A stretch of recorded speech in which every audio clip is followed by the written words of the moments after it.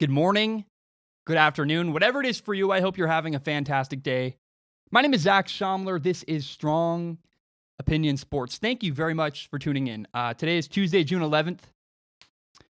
And I want to start with an incredibly important story to me, a story that I think is one of the most important things I've ever talked about on Strong Opinion Sports. So, it's hard. It's difficult for me. I read a story this weekend, and it made me cry. It caused me to have to stop what I was doing. I had to take some time and go grieve for a while. I had to take some hours out of my day this weekend. And the story is that UTEP quarterback Kai Locksley was arrested. He's in some legal trouble. He was suspended by the UTEP football team. And I don't know Kai Locksley at all. I've never met him. I'd never even heard about him until I read this story about him.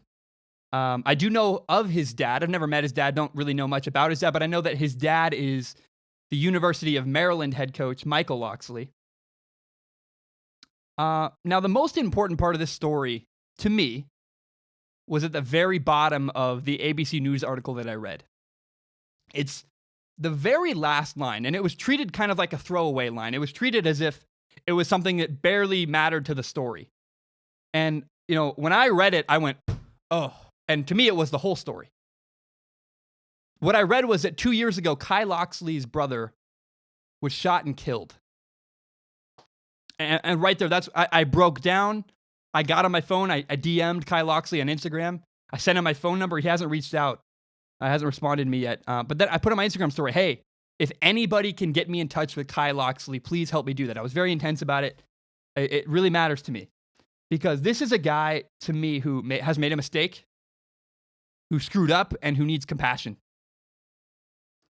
I mean, the article said his brother was killed 2 years ago. That's not even true. It's been less than 2 years since his brother died. And my guess is that Kai Locksley is hurting a lot. And I legitimately, if anyone listening can get me in touch with Kai Locksley, please help me do that. I really want to talk to him. My brother died almost 3 years ago, little over 3 years ago. And I still cry about it often. It's still a thing that really impacts me today. And I know how much that kind of loss can destroy you. When my brother died, I did not know how to grieve. Didn't know how to deal with it. I dropped out of college. My long-term relationship fell apart. I was a complete mess. And I did not know how to deal with everything. And here's something I've never shared publicly. I don't know that even my dad knows this. I was so lost and so upset. I wasn't grieving the loss of my brother, and I became really reckless. I got to the point where, I had all these emotions. I wasn't dealing with them, and I was not suicidal, but I was in a place where if something really bad happened to kill me, that would have been okay. Because I just did not care about the consequences of my actions. Here's what I would do. What I would do is I would get really cheap whiskey. I would drink a whole bottle. I would puke a bunch, get really drunk. And then I would get in my car and I would drive around hoping that something bad happened to me. That's how dark it was. That's how bad things were. And I saw the parallels because I read the story about Kai Locksley. Dude was arrested in his car doing some dumb stuff. And it just struck a chord with me. I was like, man. And I say all of this because I want people to know. And Kai, if you're listening, I know how hard it is to lose a brother. I know what that's like. And I desperately would like to talk to you. Kai, if you're watching, please get in touch with me. I want to talk to you. I'd love to help you if I can. And maybe that's not my role in all of this. Maybe my role is just to share a story and someone else watching knows who he is and can help him. But when bad things in our lives happen, you have two options. You can either let it ruin your life, or you can use that pain, use that experience to become a better, stronger person. And it's not too late for you, Kai. Kai, you can make a change. You got to grieve the loss of your brother. So my door is wide open. I would love to get in touch with you. If anyone listening can help me, please, I want to talk to this guy. I see a guy struggling. He just needs help and compassion. And I don't think the media is getting it right about this story. Maybe I'm way off base. I don't think so, though. When my brother died, it almost ruined my life. And I don't want that same thing to happen to this guy, Kai Locksley, a fellow quarterback, a guy who's clearly struggling. And I just thought this message was too important.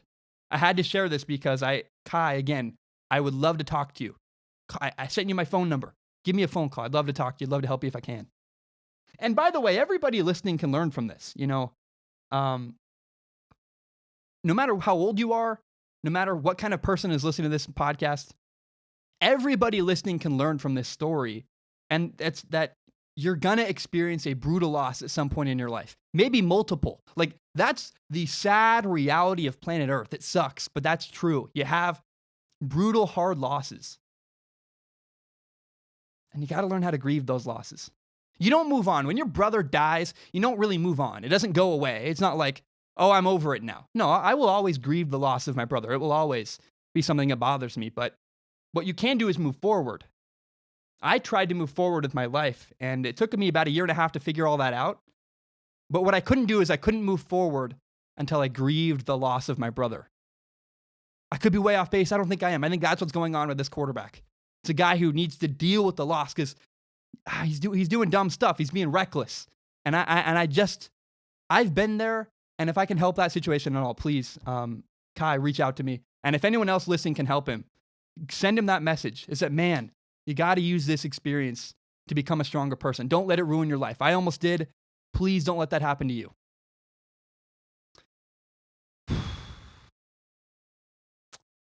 Man, that's why I love Strong Opinion Sports.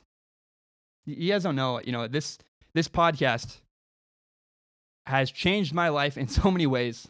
And I'm so grateful that people watch and listen, and making videos and making content saved me. And so if, I don't know if, I just want to help that situation if I can. I really have a heart. I read that story and broke down crying, and it just felt like the right thing to do is to talk about it a little bit. Okay. That was heavy. Let's shift gears now. I want to lighten things up a little bit. I actually legitimately am very, very excited for today's show. I have a great show lined up, a lot of stuff. Like, every single topic of this podcast is jam-packed full of really good stuff. We're going to talk about the NBA Finals. We're going to do a Dak Prescott film analysis. The Dallas Cowboys quarterback, he has a problem. He has a big problem that he can fix, but I'm going to point it out to you guys. And then at the very end of the show, we're going to re-examine the 8 new NFL head coaching hires that were made in this offseason. This whole episode, again, I'm really proud of the content in this episode. And I want to ask people listening, do me a favor, follow me on Instagram. I love my Instagram stories. It's my favorite thing in the world. I want to get to 10,000 followers on Instagram, because if I do that, I can put links to my podcast in my Instagram story. That's something I want to do.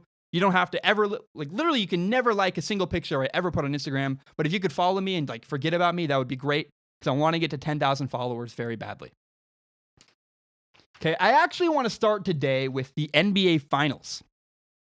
And, oh my gosh, the NBA Finals are going to a 6th game.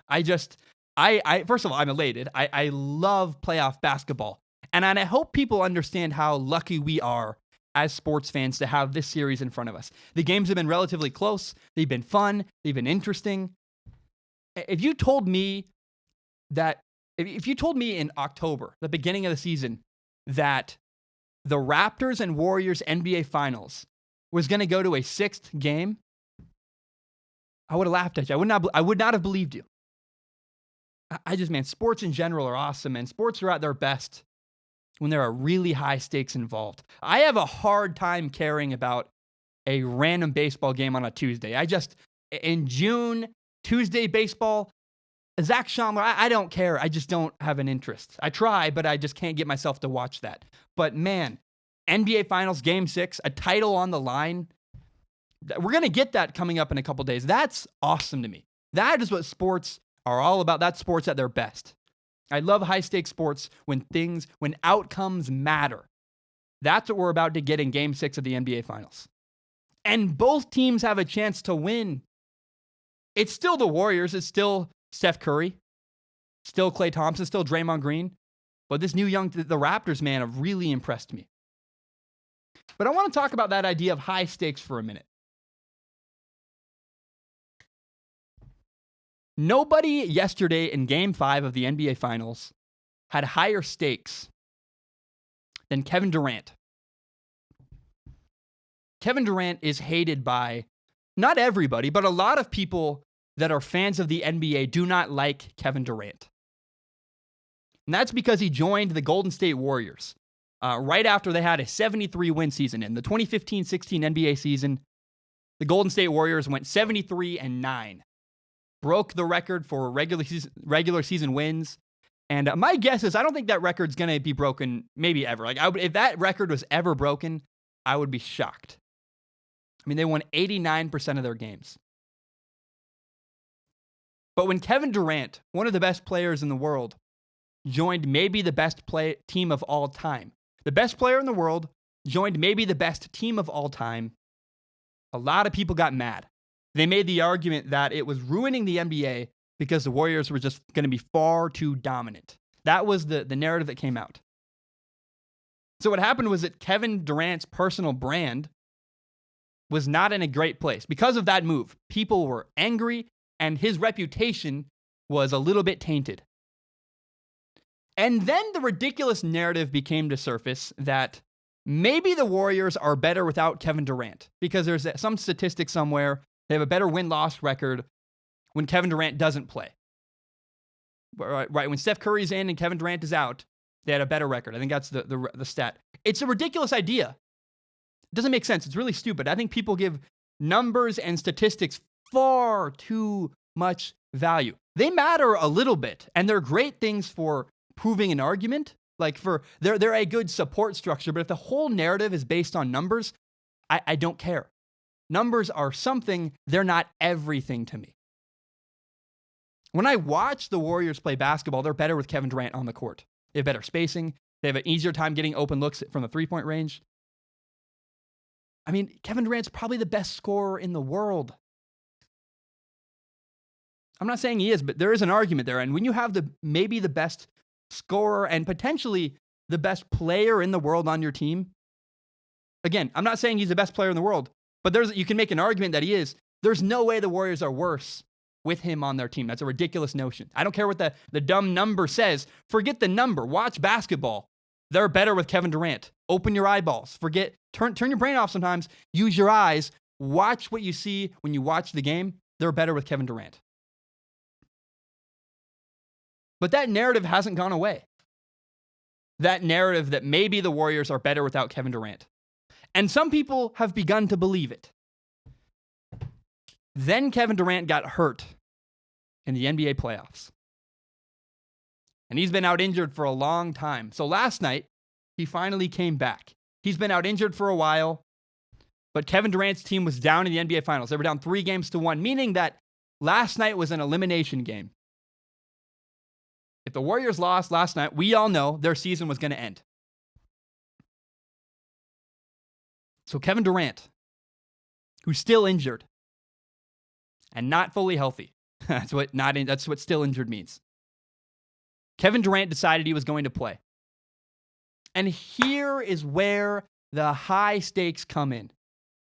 People already hate him. Plus, now there's this narrative that the Warriors are better without him, which is ridiculous. But some people legitimately believe that. And the Warriors are injured. Klay Thompson's beat up. Kevin Durant is hurt.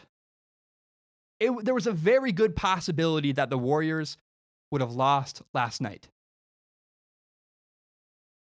Kevin Durant took a risk by playing. If Kevin Durant plays the entire game last night, if he plays Game 5 last night and they lose, he would have never been able to live that down. That would have stuck with him forever. It would have damaged his reputation forever moving forward if last night Kevin Durant comes back and then they lose and people could say, well, they lost the series in the game Kevin Durant came back. That would have always stuck with him. And this is what I love about Kevin Durant's story right now, is that Kevin Durant knew that and didn't care. Said, I don't care about my personal brand right now. I don't care about what helps me. What's better for Kevin Durant was not playing basketball last night. Kevin Durant put himself aside and put his team first. And I respect that. I admire that. He said, I can help my team. I'm going to come in and play basketball. I respect that. I respect the guts to say, I'll take a risk. I will risk my personal reputation, put my team first. It would have been very easy for him to say, I'm still hurt, I can't play, and not have played. He took a chance, he played. I think that's incredibly admirable. He risked his reputation and put his team ahead of himself. I love that. Now, here's what happened. Kevin Durant played about 12 minutes, had 11 points, was 3 for 3 from three-point range, and then he got hurt, and it looked really serious. It's really sad. But before the injury, that's all I could think about was, man, I can't believe he's playing right now. I respect that. I admire that. It would have been so much easier for him to just not play.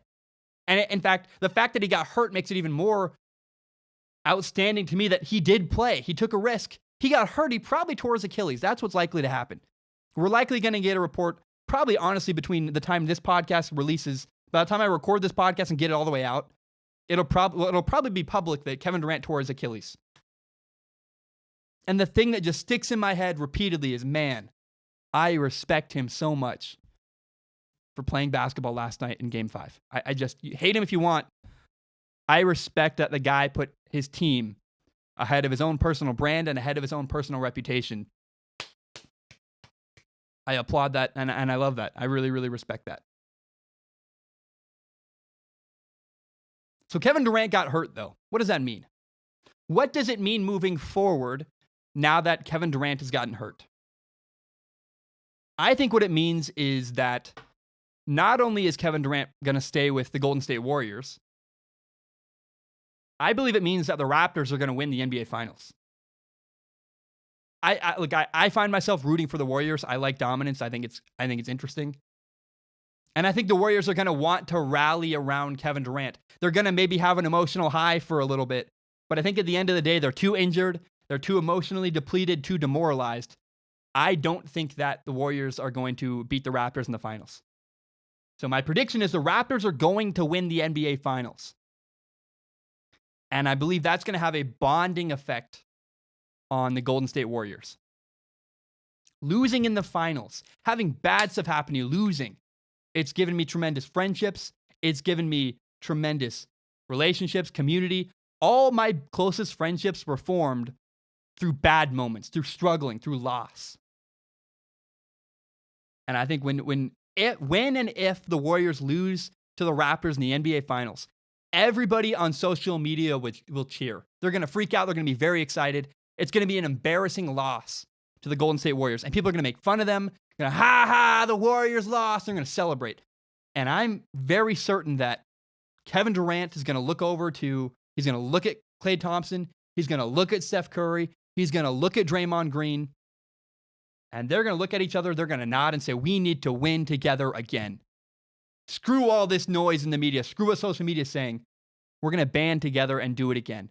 Because that's what happens when you struggle and when you lose.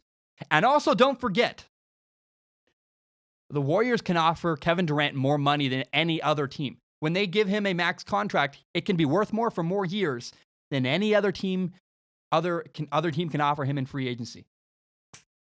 So I really think that this injury is a pivotal moment for the Golden State Warriors. This injury happens, then they're going to lose. And man, it's going to bring them all closer together. It's going to keep this Warriors group together.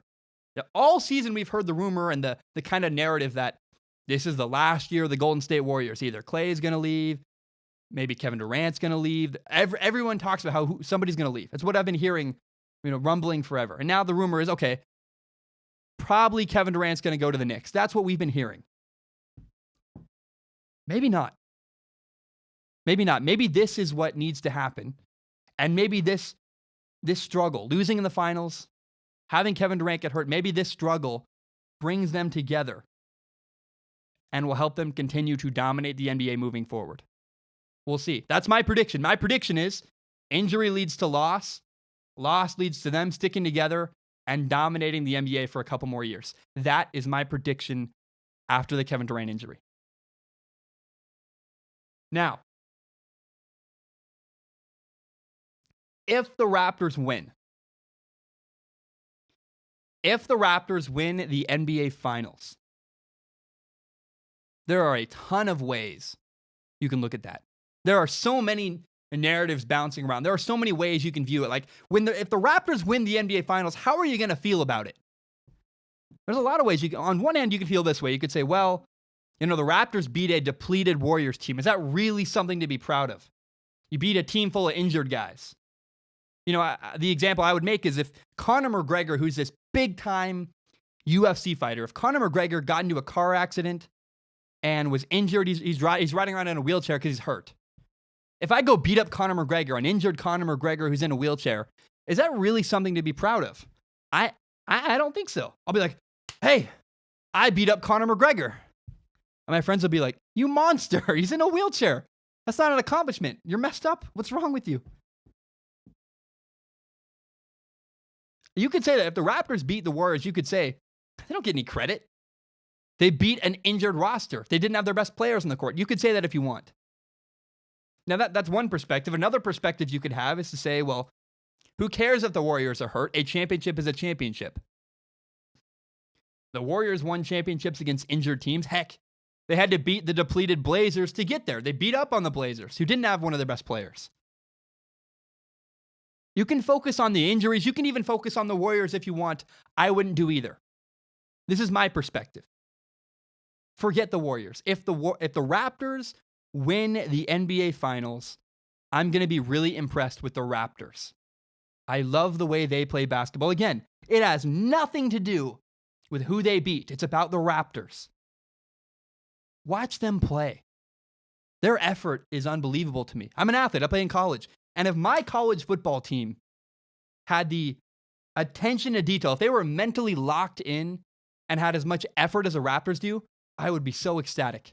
I hope to play on a team that gives as much effort as the Toronto Raptors do. You watch, if the Warriors slip up at all when they're dribbling the ball, the Raptors are going to steal it. They can't slip up. The Raptors are locked in. The defensive effort the Raptors have given in this series blows me away. This really impresses me. Again, as an athlete, I go, man, I respect their effort and their hustle.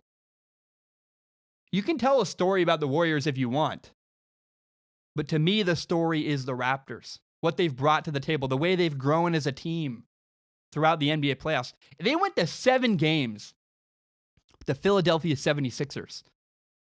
7 games. And watch how they've gotten better. They've played closer. They've grown as a team over the course of the NBA Finals, over the NBA playoffs, excuse me. Since that Raptors series, they've just, man, their cohesion's better. They're passing the ball really well. Their defense is fantastic.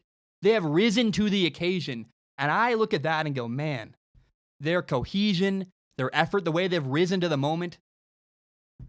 I'm impressed with the Raptors. And I find it really inspiring to me, the way they've come together and the effort they've brought forth to the table. Don't discount them just because the Warriors were injured. No, they've played really, really well. And I love what they've brought to the table. I find their effort really inspiring. One more final thing about the NBA Finals. Dude, I am so sick of watching Drake. I do not like Drake at the NBA Finals. I find the guy so unlikable. I hate his facial expressions. There's a video of him talking to Kevin Durant as Kevin Durant walks off the court with an injury. I just want the guy to go away. It's awful. It's like he's third wheeling at the NBA Finals. It's not cool. You're not a part of this. You're not a player. You're not a coach. Go away. I know he's like some ambassador or something. I don't care. You're not a player.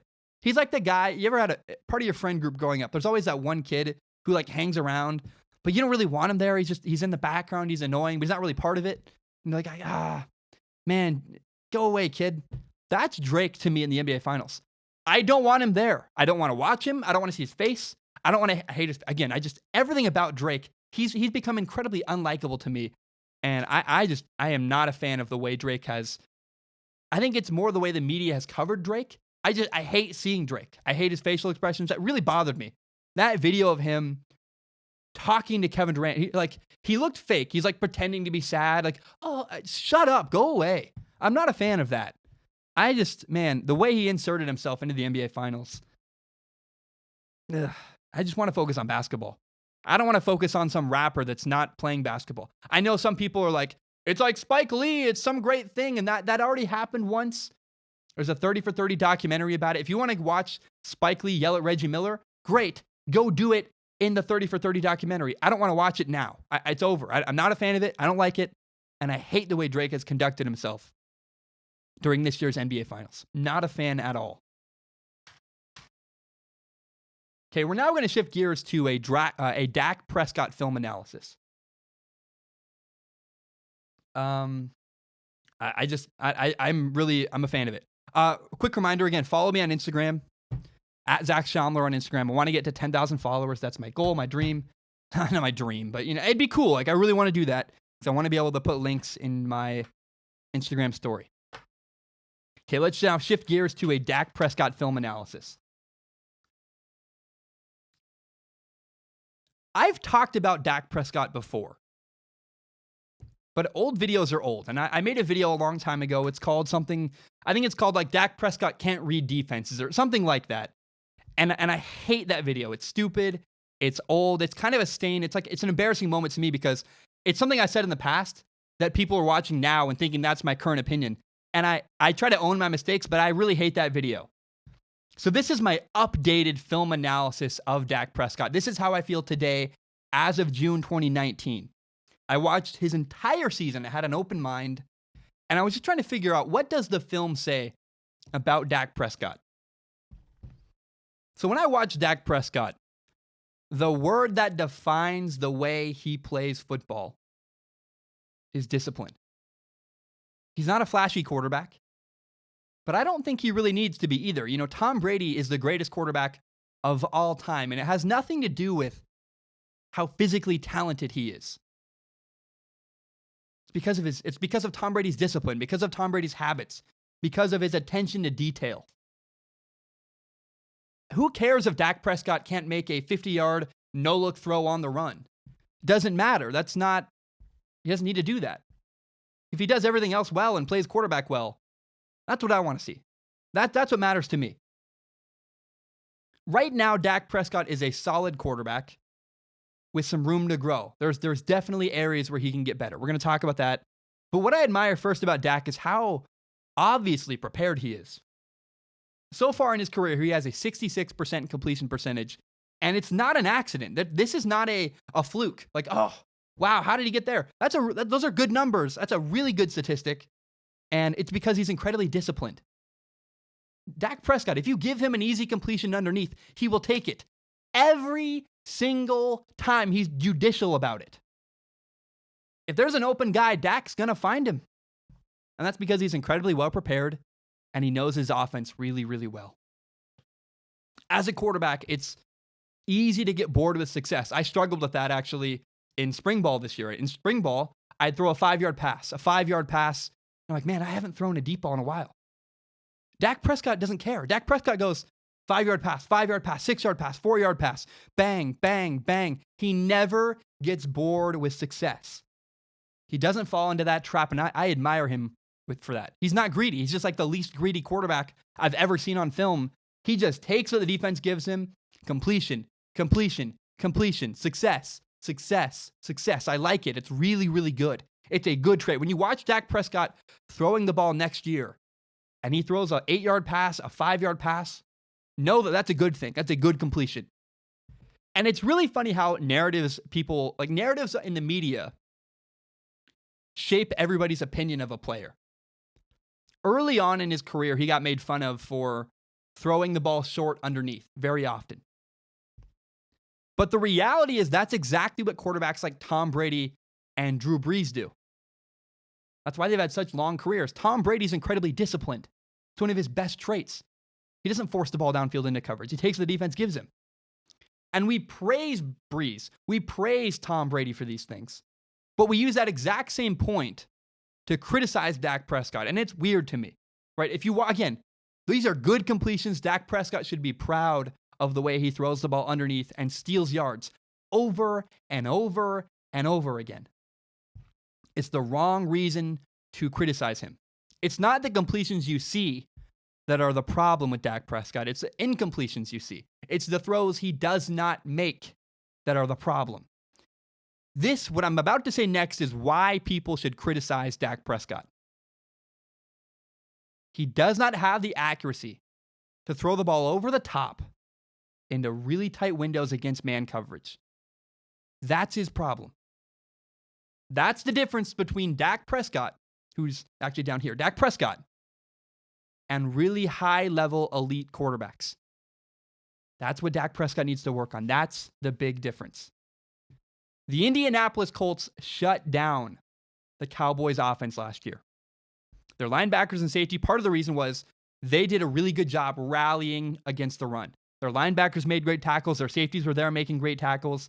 They did a good job stopping Ezekiel Elliott. That's one part of the equation. But the other thing the Colts did, this is why the Cowboys could not score against the Indianapolis Colts in Week 15 last year. On third down, the Colts played really tight man coverage. The Colts said, hey, Dak, if you're going to beat us, you got to do it throwing the ball downfield against our man coverage. And he couldn't. He couldn't. He has accuracy issues. Now, his mechanics are not the problem here. His mechanics are fine. They're good enough. Everybody has their own style of throwing. It's kind of like a jump shot. Some are obviously really bad, like Tim Tebow, obviously terrible. Most quarterbacks have a good enough throwing motion. It's not the reason for their accuracy or inaccuracy. Accuracy takes reps. Accuracy is about throwing the ball a bunch. The way the ball comes out of your hand, the way your brain throws the ball, and the way you do it a bunch. You want to become more accurate? It's simple. Throw the ball a bunch. Just do it over and over and over again. And what Dak Prescott needs to work on is throwing the ball into really tight windows against man coverage downfield. That's what he needs to work on in the offseason. That's a fixable thing. That takes reps. That's all that is. Now, I was really impressed with Dak Prescott's mental side of the game. It surprised me. It was a pleasant surprise. I did not expect that. Now, he didn't have much freedom to change plays. That's another thing he needs to work on. That's fine. Whatever. Dak Prescott's decision-making is on point. It's very, very impressive, actually. He's well prepared. He makes great decisions. He had 8 interceptions last year, and 5 of them were just passes that bounced off his wide receiver's hands. It's not like he makes a bunch, like 8 interceptions really should have been 3, probably 4, because there was one that was dropped, right? He should have had 4 interceptions last year. Another thing Dak Prescott does, he's got really great eyes. He does not stare down throws. I'm just very impressed with his mental side of the game. He works all the way through his progressions. There's a throw against the Houston Texans. It's 3rd and 10. There's nothing on the left side of the field. He works all the way across the field to the backside on the right side of the field and throws a curl. It's 3rd and 10. It's a confident throw. I'm going to look left. What I want left is not there. He reset his feet, threw the ball to the right to the curl. That's a great high-level throw. He throws the ball with great timing. He throws as the receiver's making his break, and that converts the Cowboys for a first down. He gains 11 yards on 3rd and 10. It's a great throw. I also love the way Dak Prescott handles blitzes. Do not blitz Dak Prescott. It's a mistake. He will beat you. He will embarrass you and make you look bad. If you blitz him, he will make you pay for it. You can't fool the guy. What he knows is that if you blitz him, it means there are fewer people in coverage. I love what he does. It's perfect. If young quarterbacks do what Dak Prescott does. He does exactly what quarterbacks need to do. He calmly throws the ball to the vacated areas on the field. No big deal. You blitz me? Okay, I'll steal yards. Doesn't even faze him. That's fantastic. Again, he's on top of things mentally. He knows where all his outlets are on the field. He doesn't force the ball into coverage. This is one of the most bizarre quarterbacks I've seen in a long time because he has all the hard stuff figured out. He knows his offense really well. He makes great reads. He handles a blitz really well. He's got it figured out mentally. He's got the difficult stuff figured out. Most guys have the opposite problem. Most people they can throw the ball all over the field. They just cannot figure out the mental side of the NFL. No, Dak is weird because he has the opposite problem. He's got the hard stuff figured out. He needs to throw the ball more accurately. And that's why the Cowboys would occasionally make wimpy play calls on 3rd down. 3rd and 2 against the Texans, they called a screen pass. And it was weird to me. It struck me like they didn't believe in Dak Prescott's arm. And maybe they didn't. Maybe that's exactly what it is. Now, early in the season, the Cowboys didn't have a wide receiver who could win against man coverage on the outside. Their wide receiving core was limited. But partway through the season, they traded for Amari Cooper, a receiver from the Raiders. I don't know why he didn't work with the Raiders. Not the topic of today's episode. But Amari Cooper had an immediate impact on the Cowboys' offense. Just like that, they had a wide receiver who could win one-on-one matchups downfield on the outside against corners. And occasionally, Dak made some really nice throws to him against man coverage, but it was not consistent enough. Moving forward now, there are no excuses for Dak Prescott. He has a primary target, a really good wide receiver who can beat man coverage. You can't say it's the wide receivers anymore. What he needs to work on is becoming more accurate. Again, week 15 against the Colts, had Amari Cooper, still got shut down. One final critique you can look at, if you watched Dak Prescott last year, this is something you can look for. Sometimes Dak Prescott does not step into his throws. Right as he's about to get hit, he'll fade away to avoid contact. His accuracy will fall off a cliff. He falls away, his accuracy drops off tremendously, he throws incompletions. Next year, there could be some big moment where he needs to make a throw in a critical moment, and he doesn't because he falls away. If he doesn't step into his throw, it could cost him, and it could cost the Dallas Cowboys. I've talked about this with quarterbacks before. I love it when a guy steps into pressure. Baker Mayfield does a great job stepping into pressure. Dak Prescott doesn't. Now, that's something you can work on. That's a critique you can watch. But I really respect Dak's ability to read defenses. His mental preparation is on point. The major issue the guy has is his accuracy downfield. It limits him. He can become more accurate. If he can, it could bring him to the next level as a quarterback.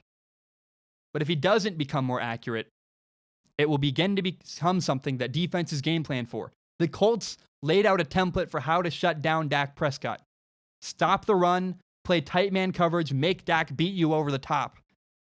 And if Dak doesn't, then you'll beat Dak Prescott on the Cowboys. That's the template right there, is what the Colts did week 15. One last point I want to make is that I believe it's likely the Cowboys want to wait before they give their quarterback a contract. If they do, in fact, give Dak Prescott a contract this offseason, it would be the Cowboys saying one of a couple things. Either they're saying, we're paying him now because we believe he's going to improve. We're going to pay him now before he's more expensive later because we think he's going to fix his accuracy issues. Or it would be the Cowboys saying, we're comfortable with his limitations. We're okay with it. And as long as they have a great running game, they can live with it. I mean, his accuracy over the top is what his game is missing, but obviously, he can still win without it. But it is a limiting factor. So I like Dak. I think he's good mentally. But he needs to be more accurate against man coverage. Okay, I want to talk about Baker Mayfield. People didn't like, or they didn't understand, why I compared Baker Mayfield to Tom Brady and Drew Brees. They're like, he's a rookie. How could you compare a rookie quarterback to guys who've been in the league for years? I'll tell you why. The reason I did that is because Drew Brees and Tom Brady are the best. They are the standard of which everybody else should be measured against. Hello? I'm not going to compare Baker Mayfield to Sam Darnold. It's moot. It's pointless. They're both rookie quarterbacks. Doesn't mean anything. You got to think bigger than that. Some people are even saying that they would rather have Baker Mayfield as their quarterback. They would rather have Baker than Russell Wilson. And if people are going to start saying that and compare him to Russell Wilson at the top of the top, let's cut the crap. Let's skip the BS. Let's just compare Baker to the best. Because the question is not, is he the best rookie quarterback? Doesn't matter. He's not even a rookie quarterback anymore. The question is, how far is Baker Mayfield from becoming an elite quarterback, from becoming the best? And can he? That's the question I wanted to answer. I'm not interested with Baker versus Sam Darnold. It's pretty clear. I think Baker's ahead of Sam Darnold. Like, I mean, duh. I'm not going to just sit there and, be very nice to Baker Mayfield. Say, well, he's better than Sam Darnold. That's what maybe you want to hear nice things about Baker. Great. But I wanted to cut the crap and be honest about it. I don't want to just praise Baker because he's better than other young quarterbacks. I think the comparison I would make here is like, you say your kid's a great reader. He's the best reader in his kindergarten class. Like, congratulations, I guess, but I don't think most kids in kindergarten even can read. So, like, the competition sucks.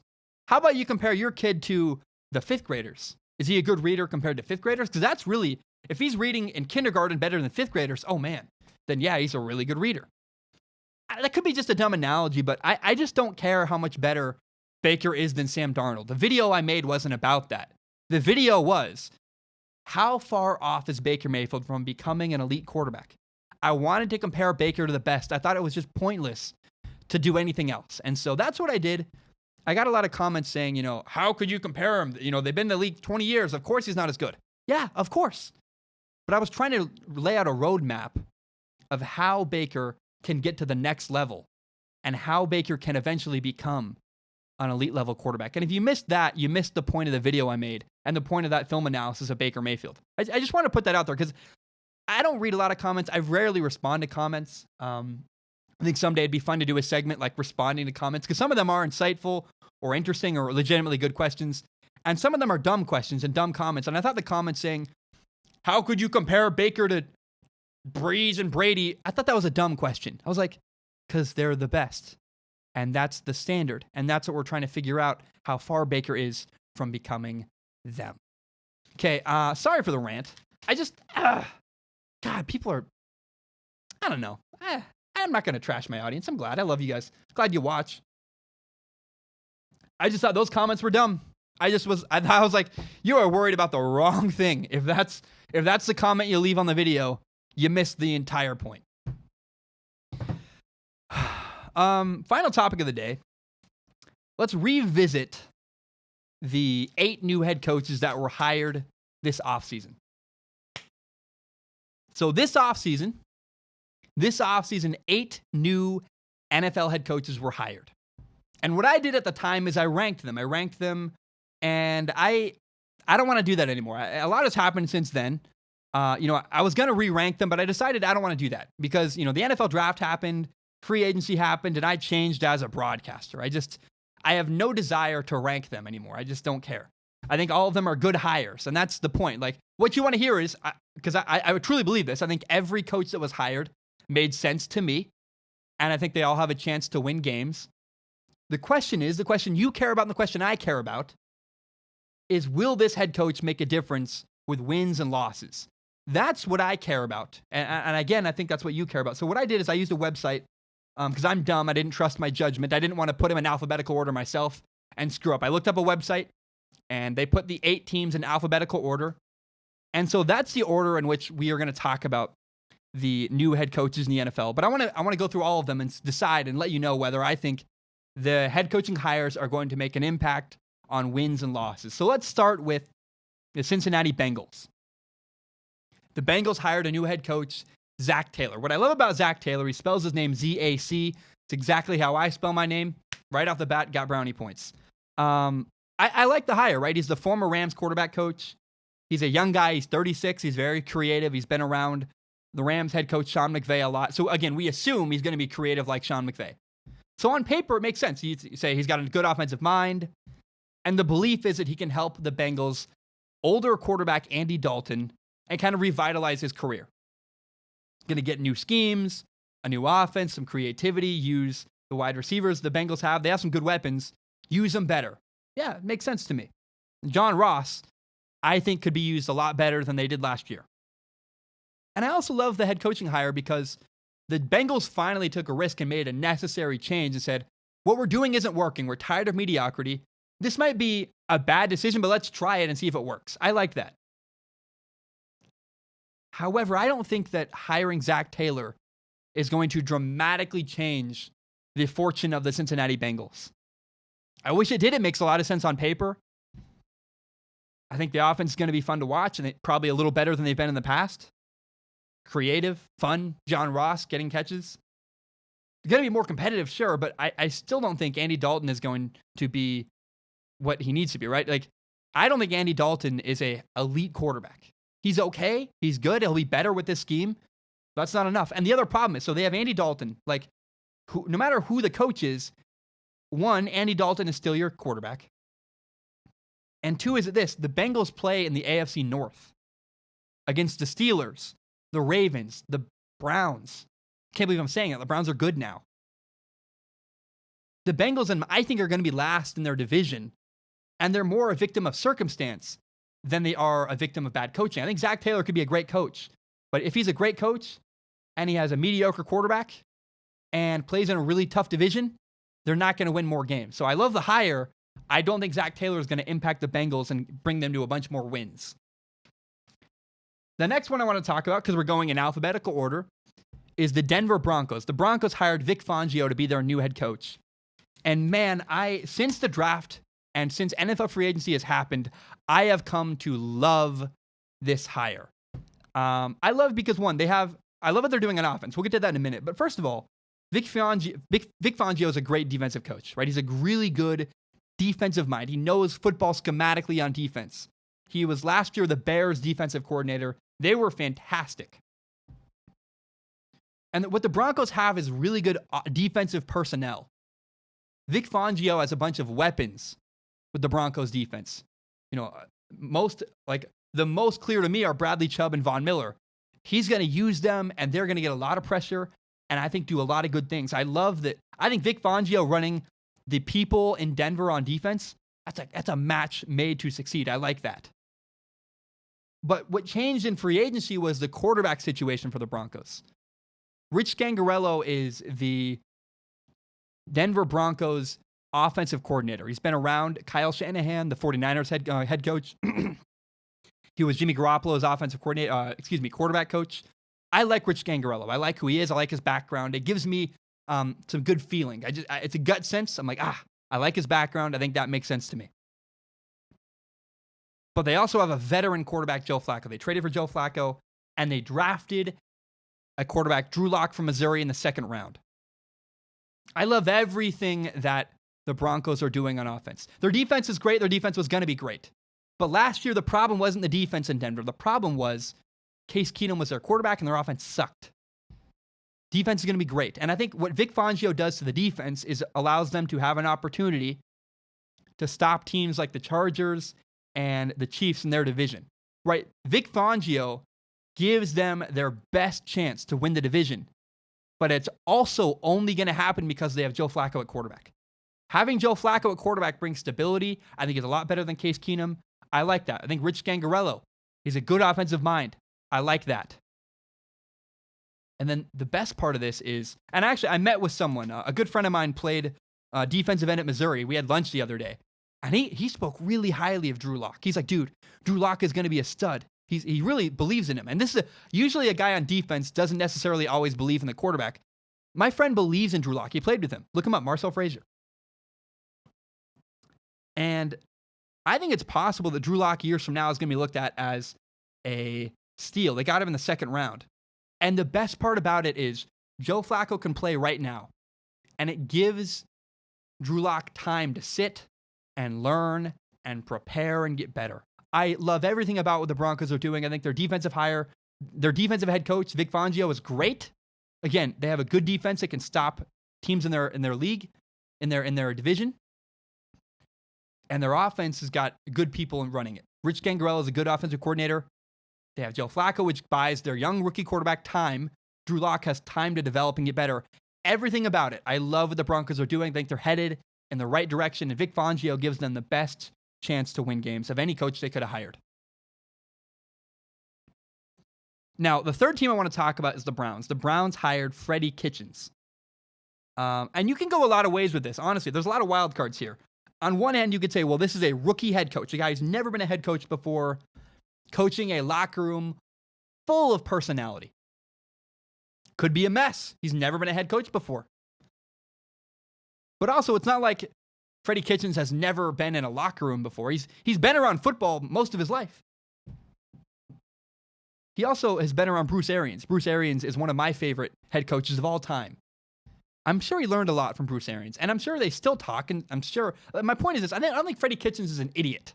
Just because he's never been a head coach before doesn't necessarily mean he doesn't know how to handle a locker room. He also worked with Baker Mayfield last year as the Browns' offensive coordinator, which means that he has rapport with Baker Mayfield. They like each other. They get along. And that's why I think this could work. Baker is the heart and soul of the Cleveland Browns locker room.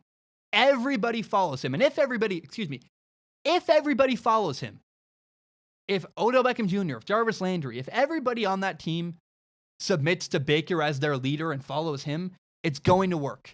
And I do think that's what's going to happen, because I think people want to cheer for Baker. People want Baker to succeed. Odell Beckham Jr.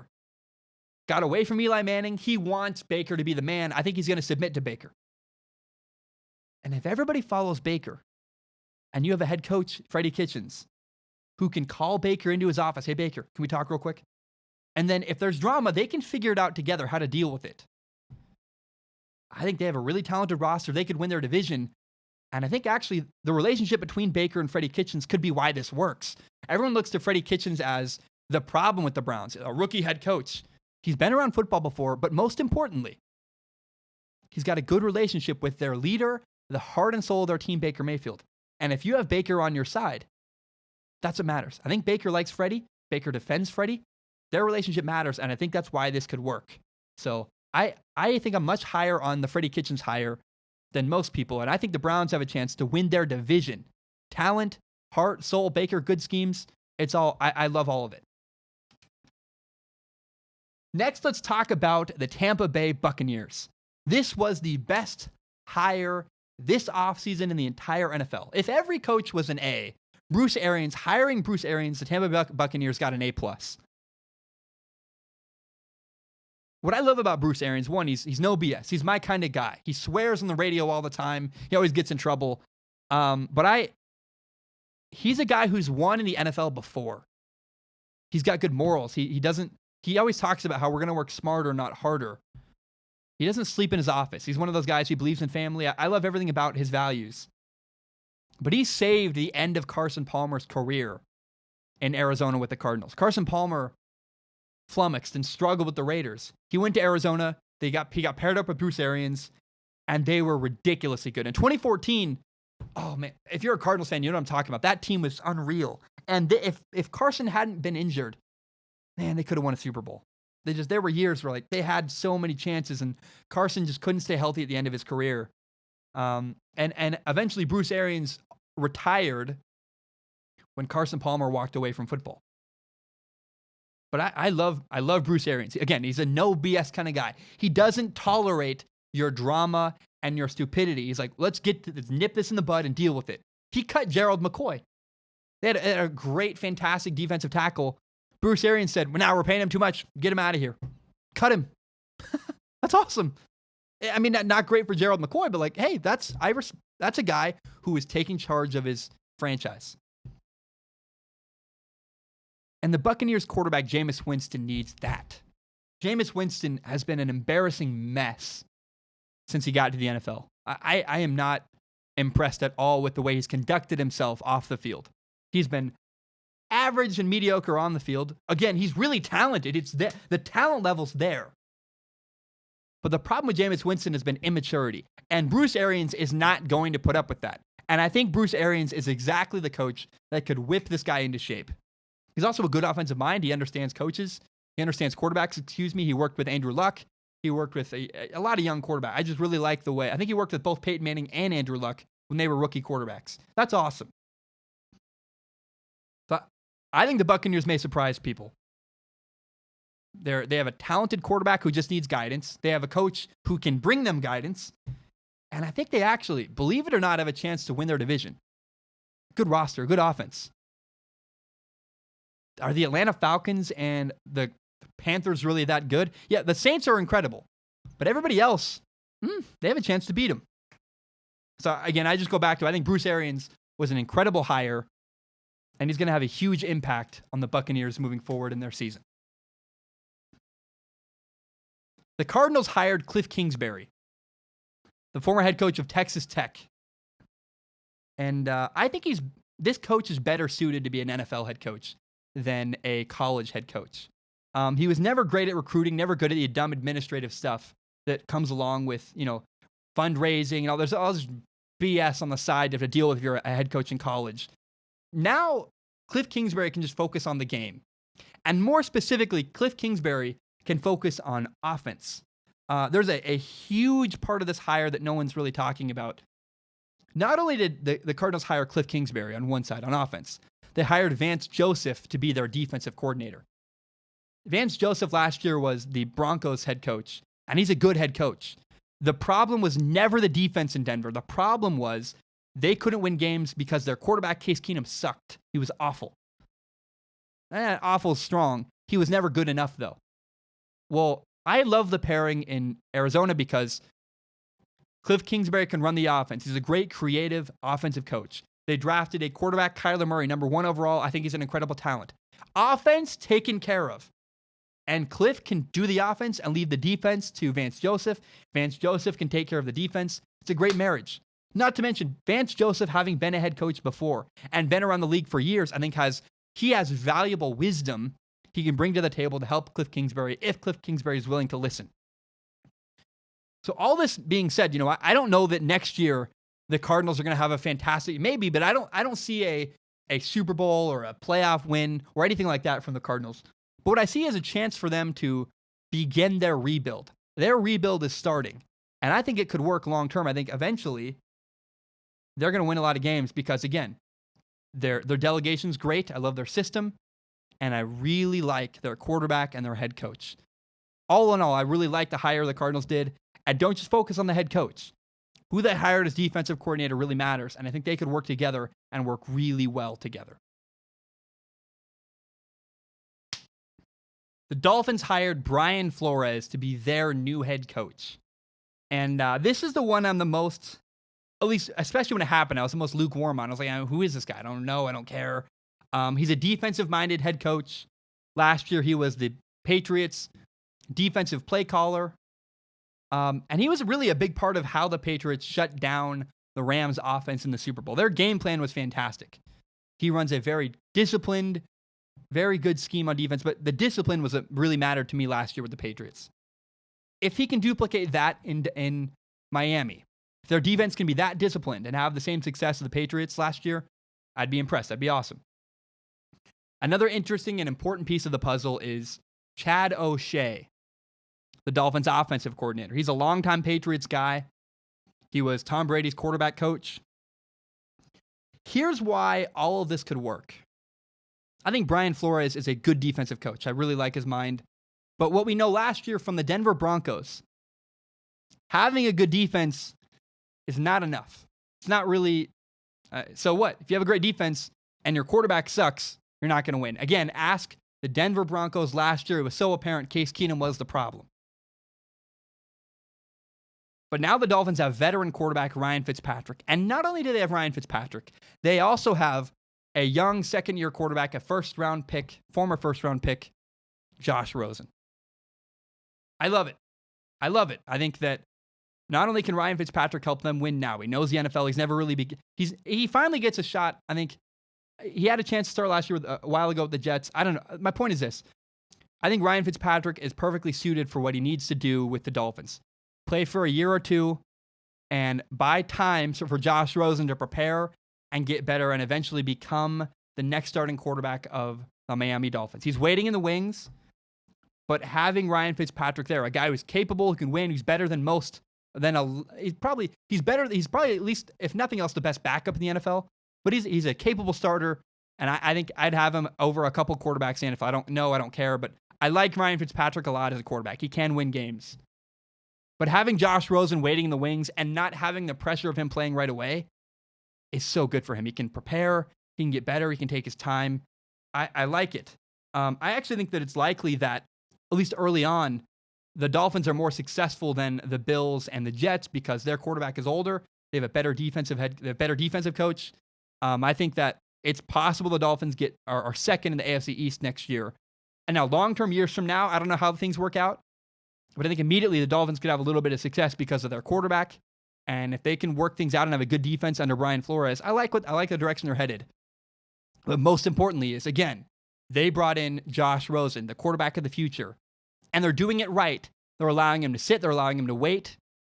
And it buys him time to prepare and do it the right way and eventually become the quarterback instead of having to pressure now. Like last year in Arizona, they put him out there too early. He wasn't ready, and I think it hurt him. So again, I think, does it impact wins and losses with the Dolphins? I think it could initially because of the quarterback, the defense, all of it. I like the direction the Dolphins are headed. Two coaching hires left. The Jets hired Adam Gase to be their head coach, and I love this hire. I don't care if it's just me. I think I'm the only one who loves it. I know that. I think it's a very good hire. The Jets have a young quarterback, Sam Darnold, and Adam Gase is good with quarterbacks. Enough said. If I'm a young coach, I want exactly a guy like Adam Gase. I think their personalities work well. Adam Gase is a weird, quirky guy. It works, but he is quirky. Now, I've been around Sam Darnold. I was around him growing up. We went to Elite 11 quarterback camps together. He's very, very coachable. He's a guy who listens, he does his job. He doesn't talk back. He doesn't have a huge ego. That, I think, is going to work well. His temperament works well with Adam Gase. And Adam Gase, again, for all his quirks, weird guy, it works. The dude won a game last year against the Bears' incredible defense with Brock Osweiler at quarterback. Adam Gase is a competent, good head coach. He's weird. He's quirky. The eyeball thing was weird to me. I don't know what to make of that. But it does. Whatever he does works. He's consistently beat the Patriots throughout the course of his career. The reason why he did not work with the Dolphins, Adam Gase was the Dolphins quarterback previously. The reason why it didn't work with the Dolphins was that he never had the right quarterback. Ryan Tannehill, really the point is that Adam Gase got paired with the wrong quarterback. Ryan Tannehill, his quarterback, was injured all the time. And if you're paired with the wrong guy, you're screwed. You're just screwed. I think Ryan Tannehill was not the guy. It didn't work. He was always hurt. Doesn't matter how good a coach you have. If your quarterback's not healthy and not available to play, you're not going to win games. And how do you get better if you're not playing? I think that was the problem that Ryan Tannehill ran into.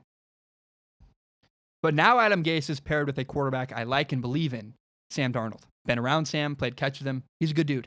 Works hard. I haven't seen him since high school, but I just respect him a ton. And I think they're going to work well together. And eventually, I think the Jets, especially when Tom Brady moves away from their division, when Tom Brady retires, man, the Jets have an opportunity to win significantly. I like it. I like the direction the Jets are headed. I think Adam Gase was the right hire for Sam Darnold and the right hire for the New York Jets. Despite his weirdness, despite his quirkiness, it works. Finally, the Packers hired Matt LaFleur to be their new head coach. And the Packers are such an interesting team. Matt LaFleur is a great offensive mind. He's got a lot of good schemes. Creative. He's really creative. His receivers, I think, are going to be open. And in free agency, the Packers improved their defense tremendously. The two big problems in the recent years with the Packers have been their defense sucks and their offense is boring and stagnant that relies too much on Aaron Rodgers. Well, now they have a creative offensive mind, a creative head coach who's going to do more than just rely on Aaron Rodgers to win the game with his arm. They have a good defense. I really like what they're doing on defense. So problem solved and problem solved. The only question now, the number one wild card to me is Aaron Rodgers. Is Aaron Rodgers coachable enough to work with Matt LaFleur? Aaron Rodgers is 35 years old, and Matt LaFleur is 39. Will Aaron Rodgers listen to and respect his head coach? Are they too close in age? And will Aaron Rodgers, frankly, will he respect anybody? I don't know. So I think there's a lot of ways this could work out. Again, it could be great.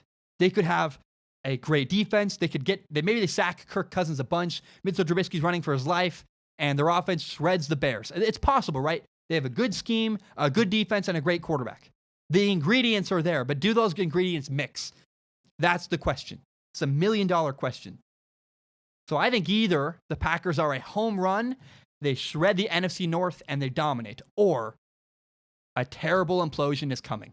It's one or the other.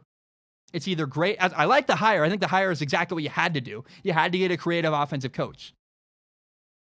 If the Packers fail, it will not be because of their coach. And maybe it will be, but I think the problem is it will be Rodgers' unwillingness to listen to his coach and unwillingness to be coachable. If the Packers don't succeed, the reason will be Aaron Rodgers' attitude. I doubt it will be because their coach is inept. I think Matt LaFleur is a great offensive coach. Their defense is great. It's all there. The question is, do the ingredients mix? So that is how I feel about all 8 new NFL head coaching hires. I think they all made sense. I like them. The question was, are they going to affect wins? And I think some of them will, some of them won't. I already talked about that. But again, I think Bruce Arians was by far the best NFL head coaching hire this NFL offseason. Guys, that's my show. That's everything I have. Thank you so very much for tuning in. I talked at the beginning of the show about a heavy topic. I want to end the show with a heavy topic too, is if you're struggling, please go get help. It's maybe the most important thing to me in the world is if you're struggling, go talk to somebody. My brother committed suicide 3 years ago now, a little over 3 years ago, February 8th, 2016. It will stick with me forever. I'm going to get my phone because I got to find the suicide hotline. You would think I know it by heart. I don't. But I just have, my brother and I played Halo every single day. My brother and I played Halo every single week together. And my brother never told me once in those times we were playing Halo that he was struggling. And it makes me sad. And there are 2 reasons this could happen. One is my brother didn't talk about it, didn't share his struggles. And so that's why I encourage people, if you're struggling, go get help, go talk to somebody, go seek professional help. Maybe your friends are great. If you're not comfortable with that, go just talk to somebody, share your struggles. Don't let it get to where my brother was, where my brother took his life and no one had any idea that was coming up. But the other thing is this, is I wish that my brother had more comfort talking to me. I wish he'd known that, hey, the door's open, man. If you're struggling, I'm here to listen to you. And so I encourage you, tell your friends you care about them. Tell your friends you love them. Tell your friends you're there for them, to talk to them. I just, once it's like suicide, I got to find it. So I have to, by the way, if I talk about suicide on video, I'm supposed to tell you what the hotline is, because that's literally like a law you have to just share the hotline. The hotline is 1-800-273-8255. 1-800-273-8255. That is a suicide hotline. But more importantly, man, talk to people in your life. For the common person, tell your friends you love them. Tell your friends you're there for them if they're struggling. If you are struggling, if you're in a dark place and you're listening to this, reach out to somebody. Please do not suffer in silence. Don't keep your struggles a secret. Tell someone in your life, please go get help. My brother never went and got help, never went and talked to anybody. I just found him dead in his room one day, and it was awful. So that's how I want to end the show is, if you're struggling, go get help. And make sure the people in your life know that if they're struggling, you're there to help them. Guys, my name is Dak Schaumler. Thank you so very much for listening. I just love doing this show, man. It's my favorite thing. I love you guys. I'm so glad I get to do this as my job now. And thank you to the people on Patreon and PayPal who support me. My name is Dak Schaumler. Love you so much. And see you next week. Bye. I just want to say thank you so very much for tuning in. My name is Dak Schaumler. This is my podcast, Strong Opinion Sports. It is my favorite thing in the entire world. And my dream is to someday build Strong Opinion Sports into a company that I can run as my full-time job. And if you believe in me, if you believe in that dream, please do me a huge favor. Help me grow by telling your friends about the show. Share it on Facebook, Twitter, Instagram, whatever it is. Help me grow by telling your friends about Strong Opinion Sports. Another way you can help if you want to, no pressure. I have a PayPal, paypal.me/Zach Schaumler. I also have a Patreon account, patreon.com/Zach Schaumler. It'd be a huge help. That's my only source of income. If you have no money, no problem though. I don't care. I'm a broke college kid myself. I know what it's like. If you're living paycheck to paycheck, man, I don't expect anything. It'd be a huge help if you could tell your friends about Strong Opinion Sports. That's the number one way you can help this show, is help me grow by telling your friends about this podcast.